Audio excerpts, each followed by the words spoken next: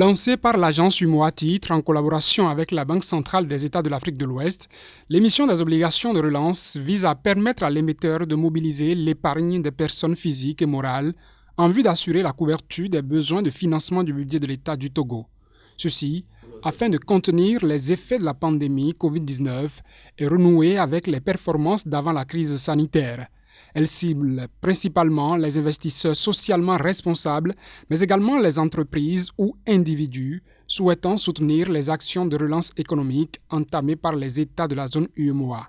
Après adjudication, l'agence UMOA Titres a répertorié 112,696 milliards de francs CFA, alors que le montant mis en adjudication se situait à seulement 20 milliards de francs CFA, ce qui donne un taux de couverture du montant mis en adjudication de 563,48%, ce qui démontre une adhésion massive des investisseurs socialement responsables. À part le Niger, les lieux de soumission proviennent de tous les pays de l'UEMOA. Sur le montant global proposé par les investisseurs, le Trésor public togolais en a retenu 22 milliards de francs CFA et rejeté les 90,686 milliards de francs CFA restants, soit un taux d'absorption de 19,52%.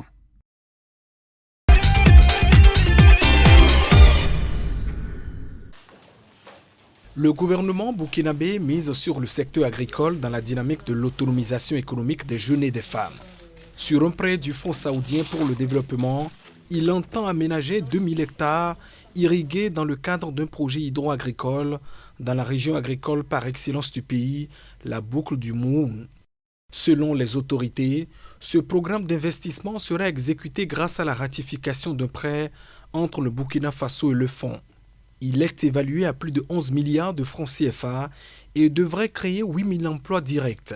Le projet vise à donner des emplois décents aux jeunes et aux femmes et va consister à promouvoir le développement de l'élevage intensif.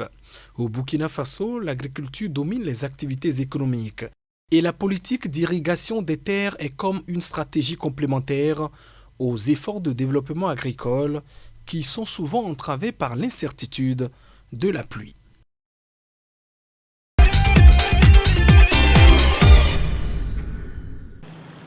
En Côte d'Ivoire, la zone industrielle de Bondoukou dédiée à la transformation de noix de cajou sera opérationnelle au plus tard au début de l'année prochaine, selon Adama Koulibaly, directeur général du Conseil du coton et de l'anacarde. S'étendant sur 15 hectares, cette zone, qui sera la première du genre dans le pays, pourra abriter 3 à 5 unités de traitement. Les entreprises qui y seront installées bénéficieront d'une exonération de toute taxe sur les équipements importés destinés à leurs activités et de crédit d'impôt. Ce projet fait partie intégrante de la stratégie de l'exécutif visant à tirer un meilleur profit de la valeur ajoutée dans la chaîne de valeur mondiale de la noix de cajou. En effet, si le pays est depuis 2015 le plus grand producteur et exportateur mondial de noix de cajou brutes, il reste encore loin quand il s'agit de la transformation avec le traitement de moins de 20% de la récolte.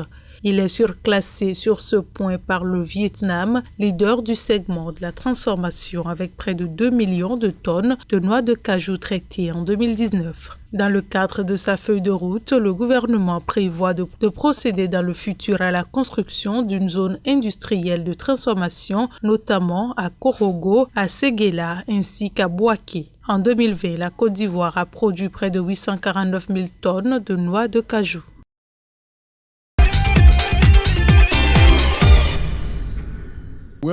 Les États-Unis, via l'USAID, vont accorder au Sénégal un montant de 600 millions de dollars américains. Le financement valable sur 5 ans sera investi dans des projets destinés à améliorer la croissance économique du pays, lesquels projets seront répertoriés dans les domaines de l'appui au secteur privé, la justice commerciale, l'éducation, la santé, le capital humain. Le protocole de financement a été signé à Dakar à l'occasion du lancement de nouveaux accords d'assistance bilatérale portant sur la stratégie quinquennale 2020-2025 de coopération entre les deux pays. Il faut dire que la croissance économique a chuté à un niveau inférieur à 2% alors qu'elle se situait à 6% en 2019. Une baisse de performance à imputer au contexte sanitaire actuel qui a paralysé les efforts de développement du pays. Grâce à ce financement d'aide à la relance économique, le Sénégal espère atteindre son objectif de franchir une croissance à 2 chiffres d'ici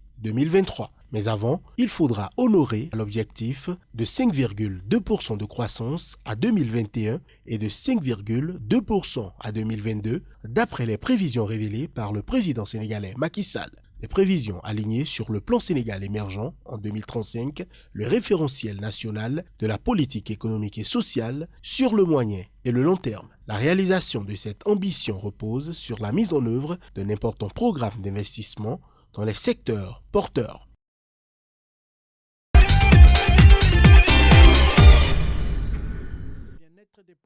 Les nombreux risques qui pèsent sur l'économie gabonaise contraignent les autorités à se chercher de nouvelles bouées de sauvetage pour assurer les avoirs extérieurs du pays.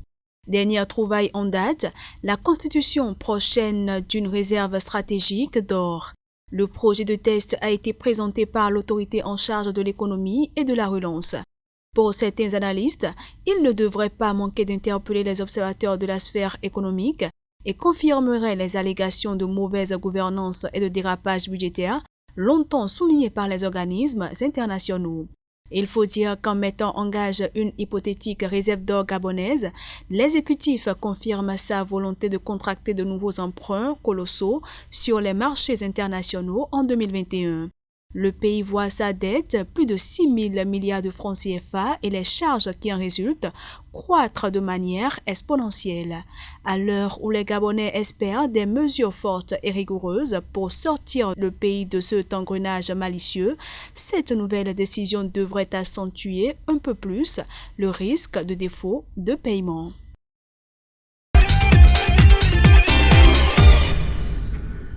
Le président congolais Denis Sassou Nguesso a lancé les travaux de construction de la deuxième raffinerie du pays à Fouta, près de Pointe-Noire, la capitale économique.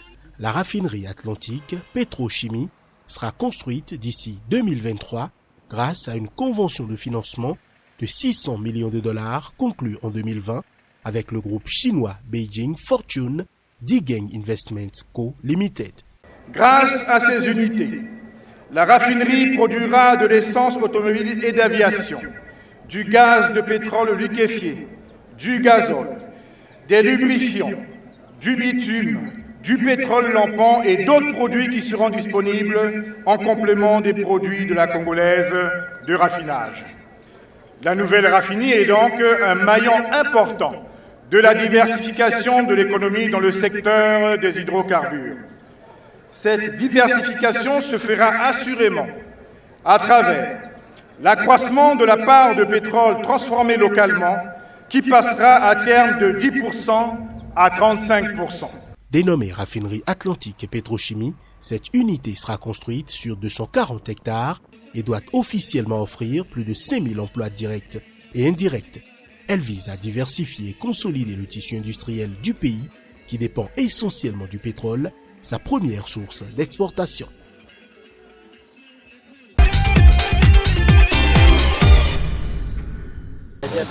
La Banque centrale soudanaise s'est livrée le 21 février à une dévaluation brutale de la livre en annonçant une unification des taux de change.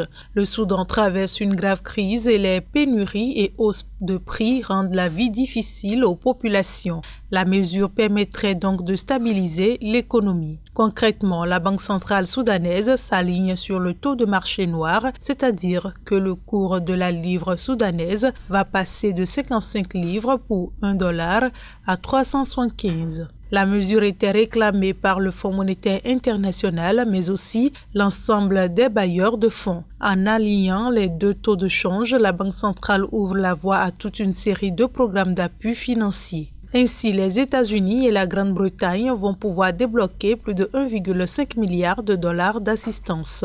Mieux, le Fonds monétaire international, qui a déjà salué le programme de réforme économique du gouvernement, va désormais pouvoir restructurer l'énorme dette du Soudan qui dépasse les 60 milliards de dollars. Reste que cette dévaluation risque d'enflammer un peu plus la rue. Avec une inflation qui frôle les 300% en rythme annuel, les Soudanais sont confrontés à des difficultés terribles. L'an dernier, la fin d'un certain nombre de coûteuses subventions sur le pain et les carburants avait provoqué une flambée de manifestations.